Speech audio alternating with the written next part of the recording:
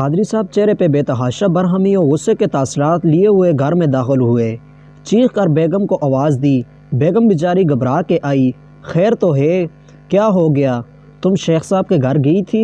قادری صاحب نے اپنے درینہ جگری اور گہرے دوست کا نام دے کر پوچھا۔ اور تم نے اس سے کیا کہا وہ مجھ سے کہے کہ میں تمہیں شاپنگ کے لیے پیسے دوں؟ ہاں گئی تھی اور کہا بھی تھا۔ بیگم نے اقرار کیا۔ قادری صاحب تقریباً دہڑتے ہوئے بولے، شاید ان کو بیگم سے انکار کی توقع تھی۔ کیا میں گھر میں نہیں تھا؟ کام سے میری واپسی نہیں ہوئی تھی؟ مر گیا تھا؟ مجھ سے ڈائریکٹ کیوں نہیں مانگے پیسے؟ شیخ سے کیوں مانگے؟ اللہ نہ کرے مانگے تو آپ ہی سے ہیں۔ بس شیخ صاحب آپ کے اتنے قریبی دوست ہیں تو ان سے جا کر بول دیا کہ آپ سے کہیں کہ مجھے پیسے دے دیں، بیگم نے معصومیت سے کہا۔ قادری صاحب کا غصہ سوا نیزے پہ پہنچ گیا۔ دماغ دوست ہے تمہارا، گھر میں موجود اپنے شور کو چھوڑ کر تم گھر سے نکلی، دوسرے علاقے میں موجود میرے دوست کے پاس جا کر کہہ رہی ہو کہ وہ مجھے بولے۔ وہ کیوں بولے مجھ سے؟ تم نے کیوں نہیں کہا مجھ سے؟ ارے وہ آپ کے اتنے قریبی دوست ہیں، ان کی بات کی اہمیت بھی زیادہ ہوگی آپ کی نظر میں۔ بیگم نے قادری صاحب کے غصے کے گویا ہوا میں اڑا کر بدستور نرم اور معصوم لہجے میں کہا۔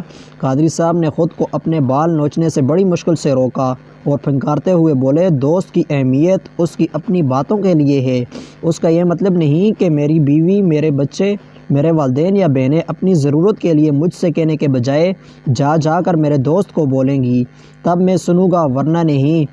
ارے جو میرے اپنے ہیں وہ اپنی ضرورت مجھ سے نہیں بولیں گے تو کس سے بولیں گے؟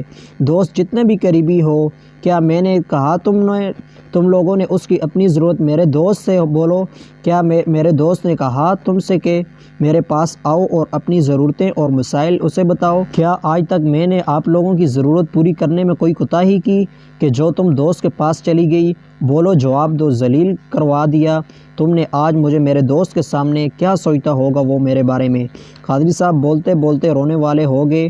بیگم نے اس بار بڑی سنجیدگی سے کہا، معافی چاہتی ہوں، ایک چھوٹے سے خاندان کا سربراہ ہو کے آپ کا غصہ سوا نیزے پہ پہنچا ہوا ہے کہ آپ کے خاندان ان کے لیے فرض، یعنی میں نے کسی غیر سے نہیں بلکہ آپ کے ہی ایک دوست سے سفارش کیوں کروائی، جبکہ آپ کا رونے کا معمول ہے کہ خالق کائنات کی مخلوق ہوتے ہوئے آپ کبھی داماد رسول صلی اللہ علیہ وسلم سے مشکل کشائی کروانا چاہتے ہیں، کبھی بابا فرید کے در پہ کاروبار کی ترقی کروانا چاہتے ہیں، کبھی سعون کا رخ کرتے ہیں تو کبھی شیخ عبد القادر جیلانی رحمۃ اللہ علیہ کو پکارتے ہیں۔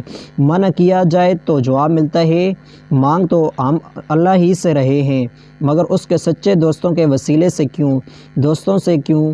آپ ہی کے بقول کیا اللہ میاں نعوذ باللہ چھٹی پہ گئے ہوئے ہیں؟ مسجد یا گھر میں 5 وقت کی اذان میں ہمارا رب ہمیں فلاح یعنی کامیابی کی طرف بلا رہا ہے، آپ جاتے کیوں نہیں؟ اور جاتے ہیں تو کیا نماز میں اسے اپنی ضرورت نہیں بتا سکتے؟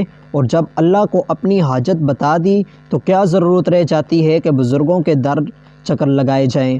کیا ان بزرگ ہستیوں نے کہا کہ اللہ نے ہمیں تمہاری مشکلات دور کرنے کا حق عطا کیا ہے؟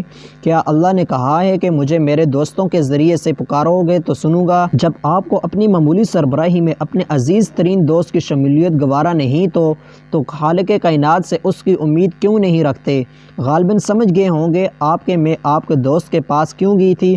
بیگم نے بات ختم کی اور کمرے سے نکل گئی۔ قادری صاحب ایسی کھول کر پسینہ سکھانے لگے۔ دوستو، اسی طرح کی مزید ویڈیوز کے لیے میرے چینل کو سبسکرائب کر دیں۔